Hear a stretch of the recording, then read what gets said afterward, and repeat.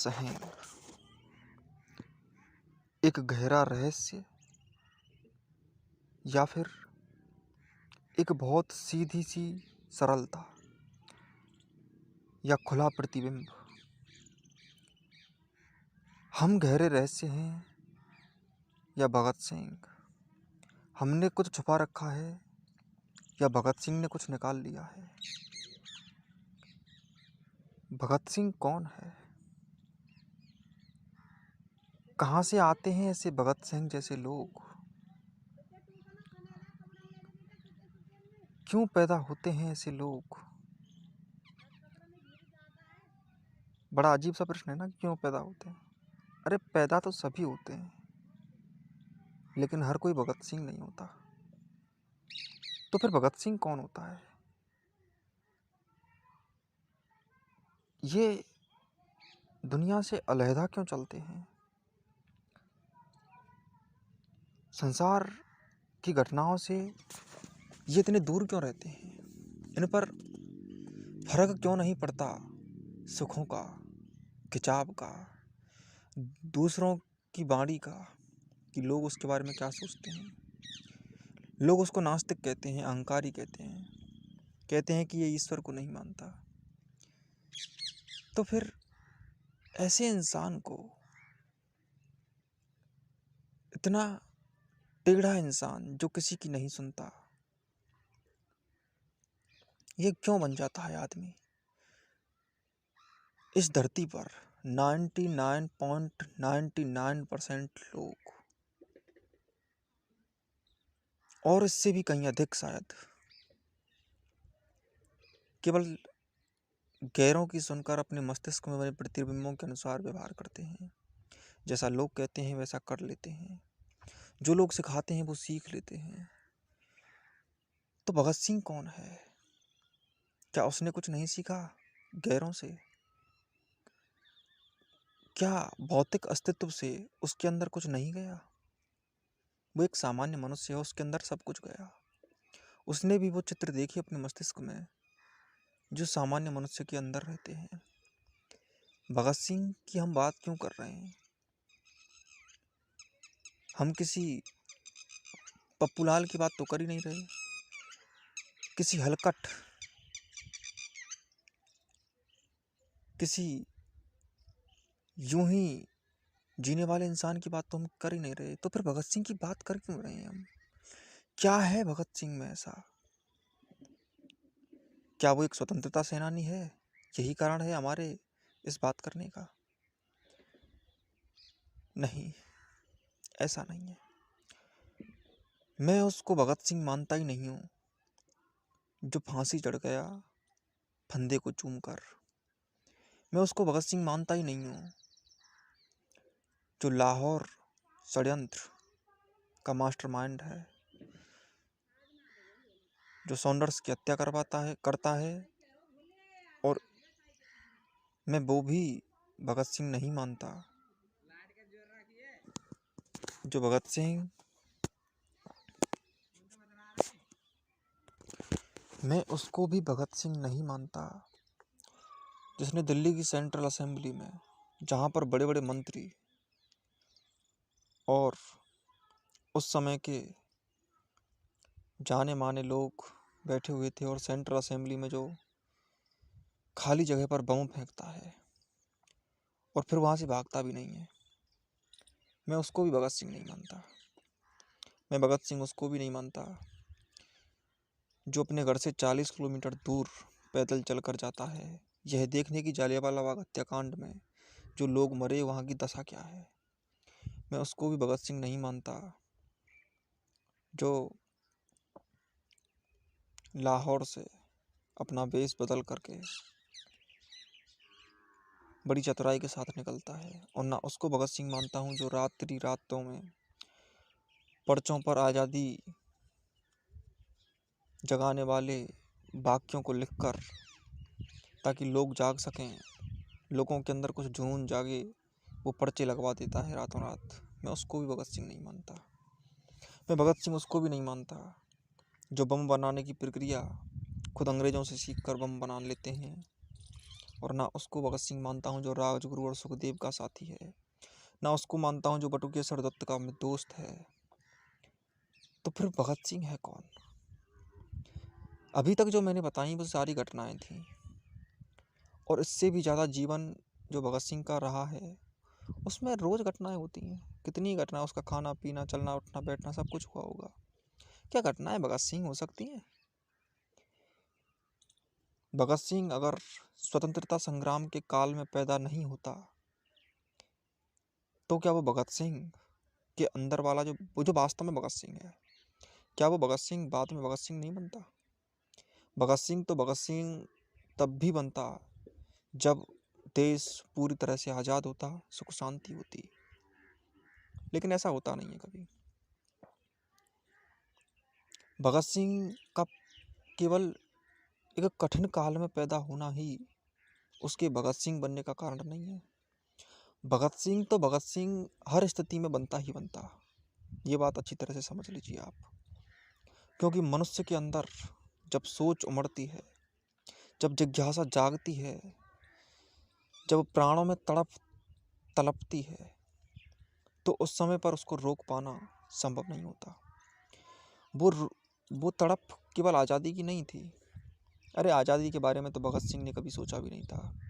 उसका दिल दहलाया था जब उसने खून खराबा जालियांवाला बाग हत्याकांड का देखा था कि लोग और ऐसे कोई भी इंसान देश को आज़ाद कराने के लिए संघर्ष करता है, इतना ही नहीं है, उसके जीवन की घटनाएं भी घटनाएं भी तो होती हैं। भगत सिंह से पहले बहुत लोग थे जो पराधीन थे अंग्रेजी हुकूमत के, लेकिन अंग्रेजी हुकूमत के जो पराधीन थे वो हर कोई भगत सिंह तो नहीं बन गया। तो भगत सिंह की जो बनने की प्रक्रिया है वो हर काल में होती। स्वर्णिम काल होता तो भी होती, और रक्तपात के काल में भी होती ही होती। तो भगत सिंह घटनाएं नहीं हैं, घटनाएं तो यूं ही हो जाती हैं, और घटनाएं यूं ही होती रहेंगी और प्रतिपल हो रही हैं।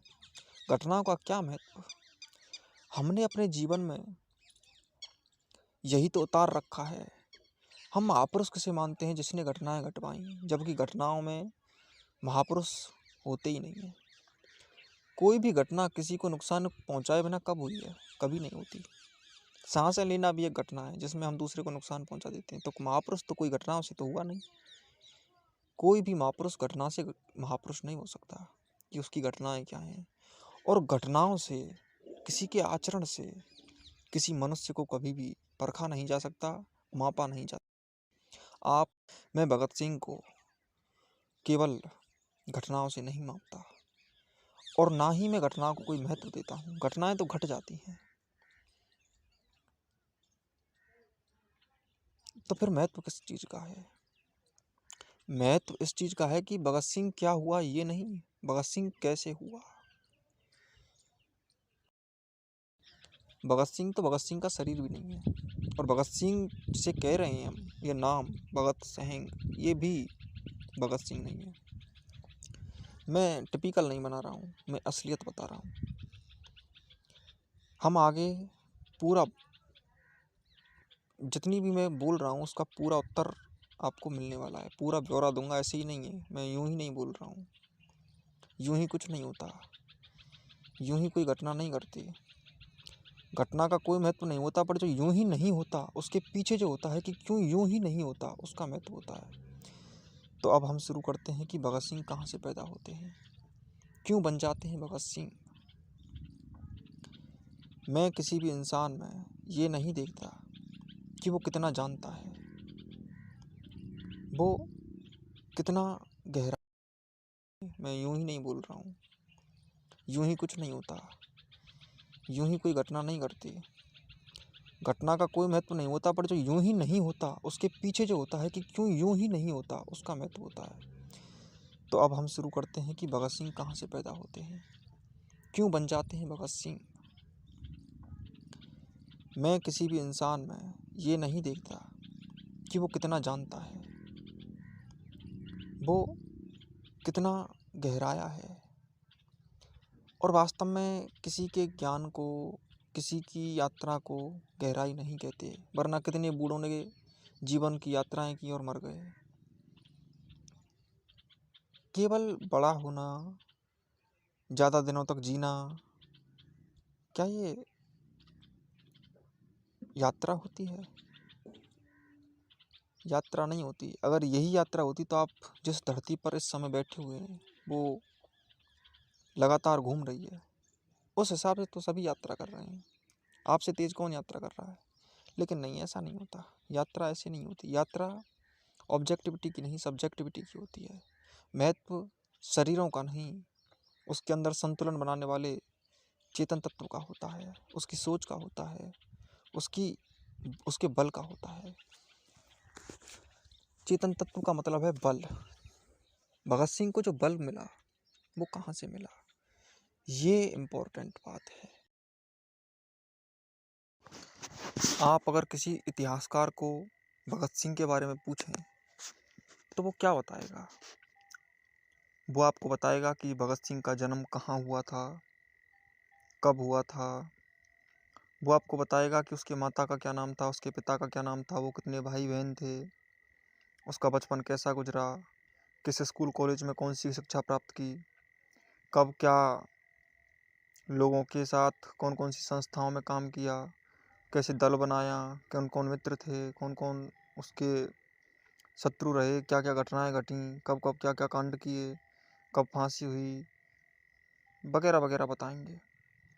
आप किसी इतिहासकार को ले आइए या फिर आप किसी भी किताब को पढ़ लीजिए और ज़्यादा से ज़्यादा आप पहुँचेंगे कहाँ? फिर आप भगत सिंह के द्वारा खुद जो भगत सिंह ने किताबें लिखी उनको पढ़ लेंगे। लेकिन केवल उनकी किताबों को पढ़ने से उनके अंदर नहीं उतरा जा सकता। उनके अंदर उतरने के लिए उनके जैसा सोचना पड़ेगा। उनकी सोच वाक्यों में संकलित है, लेकिन वाक्य भगत सिंह नहीं हो सकते। हमें वो बातें और गहराई के साथ समझनी होंगी, उनको देखने के नज़रिए को बदलना होगा। और इसीलिए इस सीरीज को हम शुरू कर रहे हैं भगत सिंह, जिसमें हम भगत सिंह की आंतरिक बातों को जानने की कोशिश करेंगे। क्योंकि आपको बाहर से, यानी कि किताब है, लोग हैं, उनसे केवल बाहर से अगर पढ़ोगे आप, बाहर से जानोगे आप, बाहर से समझोगे आप, तो बाहर से केवल बाहरी चीज़ ही समझ में आएगी भगत सिंह की, आंतरिक चीज़ें समझ में नहीं आएंगी।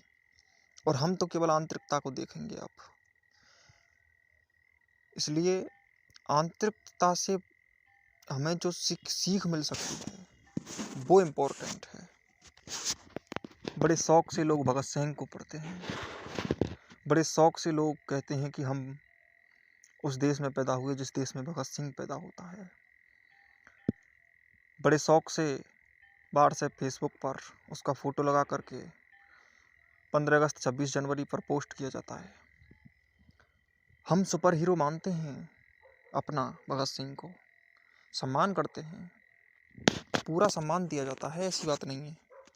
लेकिन हमारे लिए भगत सिंह केवल इतना नहीं कह के गए थे कि आप मेरा सम्मान करना, तुम्हारे सम्मान की ज़रूरत नहीं है भगत सिंह को। उसे तो अपने जैसे और भगत सिंह पैदा करने थे ना, तो भगत सिंह को इसलिए मत पढ़ो कि उसका सम्मान करना है। ऐसे सम्मान नहीं होता, सम्मान करने का ये तरीका नहीं होता। सम्मान करना है तो भगत सिंह की अंदर की हिम्मत और ताकत को अपने अंदर एब्जॉर्ब करना होगा, खींचना होगा। वो ताकत हमारे अंदर पहले से है, उस ताकत को हमें जगाना होगा। हम सबके अंदर पहले से ही एक भगत सिंह मौजूद है। उसका उद्देश्य यही है, वो फांसी पर इसलिए चढ़ गया ताकि आने वाले समय में बहुत भगत सिंह पैदा हो सकें। अगर एक भगत सिंह फांसी नहीं चढ़ता तो बहुत सारे भगत सिंह पैदा नहीं होते। और भगत सिंह का यही उद्देश्य था कि भगत सिंह जैसे और पैदा हो जाएं। वाक्यों को पढ़कर केवल संतुष्टि नहीं मिलनी चाहिए हमें।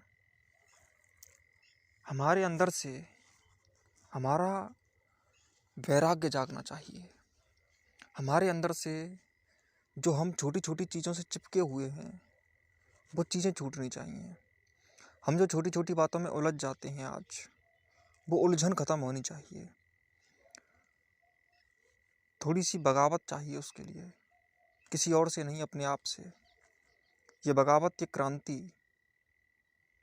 कहाँ, इनकलाब जिंदाबाद क्या है, ये क्रांति का प्रतीक है जो भगत सिंह और उसके साथियों ने पहली बार इस वाक्य को बोला था।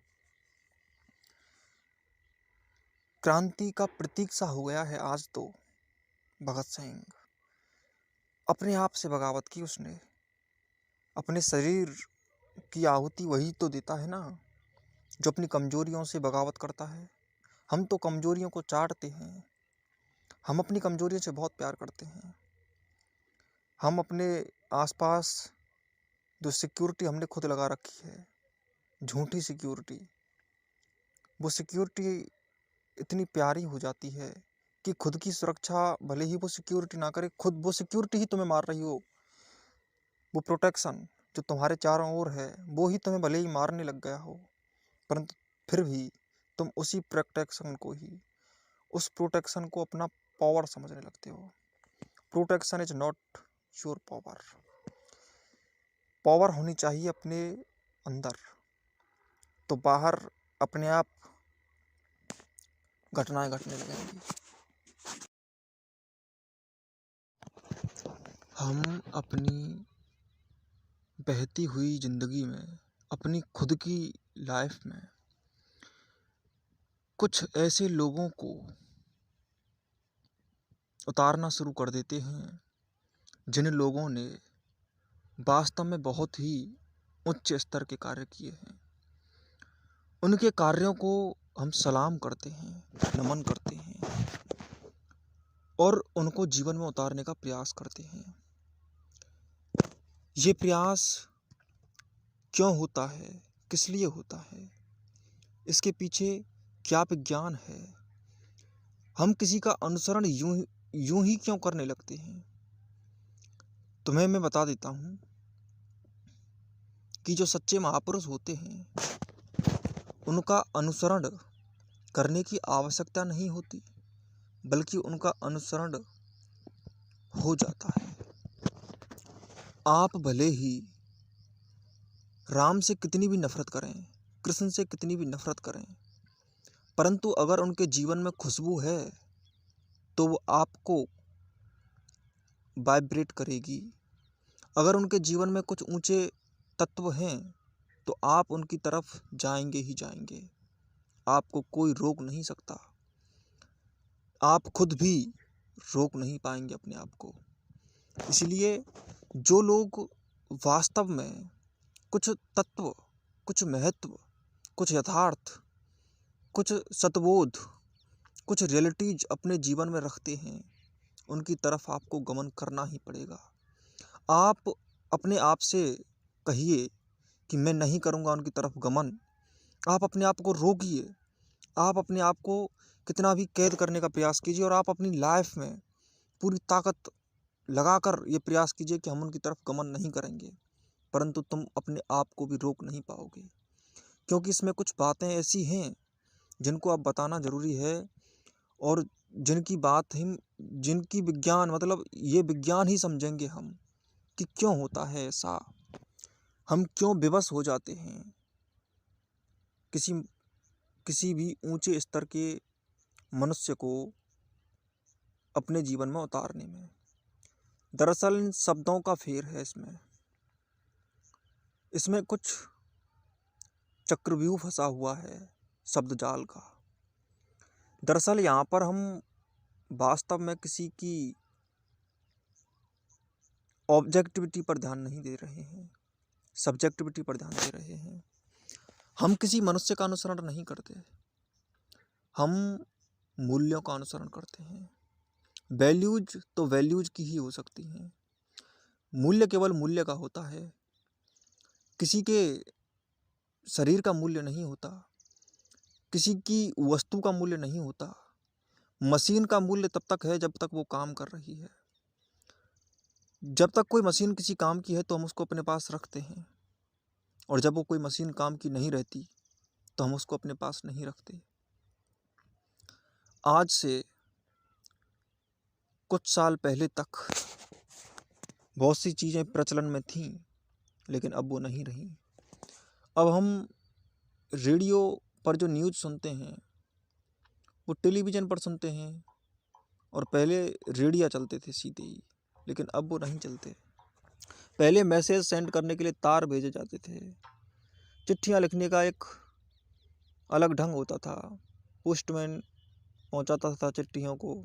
आपको छोटे से छोटा मैसेज, जो फॉर्मल मैसेज भी हो, जो अपने परिवार को चिट्ठी लिखनी है या अपने किसी रिलेटिव के पास कोई अपना एक्सपीरियंस शेयर करना है, कोई बात, कोई छुपी हुई प्रॉब्लम है, पर्सनल प्रॉब्लम है, तो उसको बताने के लिए भी आप जो चिट्ठियाँ लिखते थे वो लिख करके पोस्टमैन ही आपकी चिट्ठियों को सेंड करता था। और आज आपको लिखने की ज़रूरत नहीं होती, आज सीधा मैसेज करना पड़ता है। व्हाट्सएप, फेसबुक, ट्विटर, इंस्टाग्राम, हर चीज़ उपलब्ध है। तो सीधी सी बात है कि जो चीज़ वैल्यू की नहीं रहती उसको नष्ट होना ही पड़ता है। ये प्रकृति का नियम है कि जो चीज़ किसी काम की नहीं है उसको प्रकृति नष्ट कर देती है। इस पृथ्वी पर बहुत सी संस्कृतियाँ, बहुत सी सभ्यताएं पैदा हुईं और नष्ट हो गईं।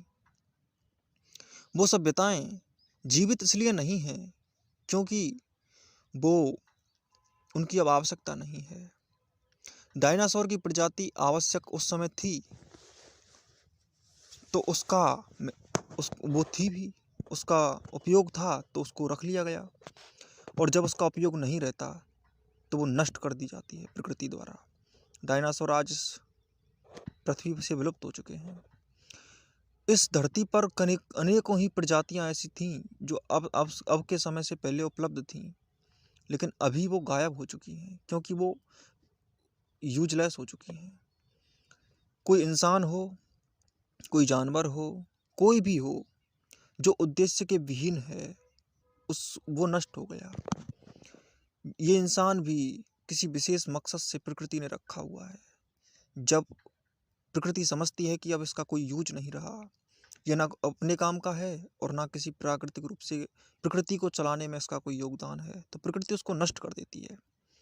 प्रकृति को चलना ही, प्रकृति जैसे चल रही है तो प्रकृति के चलने में जो उस प्रकृति की हेल्प करता है, प्रकृति उसको ही अस्तित्व में रखती है। जिस चीज़ का कोई महत्व नहीं उसका अस्तित्व नष्ट हो जाता है। इंसान नष्ट हो जाते हैं, सभ्यताएं नष्ट हो जाती हैं, संस्कृतियां नष्ट हो जाती हैं, सब कुछ नष्ट हो जाता है। जरूरत पड़ने पर ग्रह भी नष्ट हो जाते हैं, जरूरत पड़ने पर ग्रह बन भी जाते हैं, जरूरत पड़ने पर सौरमंडल निहारिका से फिर से एक बादलों जैसा गैसीय जमाव इकट्ठा करके पुनः एक सौरमंडल स्थापित करते हैं। जैसे हमारा सौरमंडल भी ऐसे ही नेब्यूला से बनता है। जैसे बहुत से बादल जब इकट्ठे हो जाते हैं गैसीय भापीय रूप में, तो उस टाइम पर चारों ओर से बहने वाली पवनें भिन्न भिन्न स्थानों पर वृष्टि पैदा करती हैं। ठीक उसी प्रकार से हमारे सौरमंडल में जब गैसों का जमाव होता है, जब गैसें आपस में मिलती हैं तो सौरमंडल बनते हैं। कुल मिलाकर कहने की बात यह है कि प्रकृति का एक नियम है, जो यूज करना है, जो चलेगा, जिसका उपयोग होगा वो है। और वास्तव में वो क्यों हो जिसका कोई उपयोग नहीं है?